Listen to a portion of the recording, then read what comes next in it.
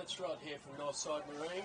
Just got into stock this new 650 Game Fisher from Surtees. I just would like to show you a few of the features it has. It has a deck wash down the back here. It has dual battery system. It has the Deluxe baitboard system. It's got fly screens that attach to the back of the hardtop down to the floor.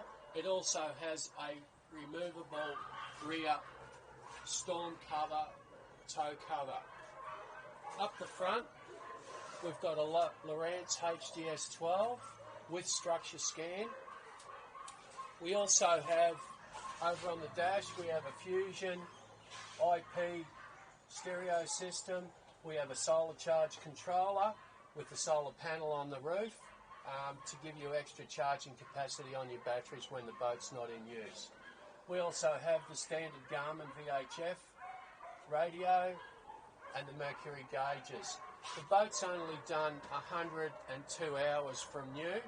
It's 3 years old, but it's in very good condition. Up in the cabin, it's also got an electric flush toilet. And that's about it, folks. So if you want to have a look at a real good late model boat, 650 Surtees, it's here in stock now for sale. Thanks.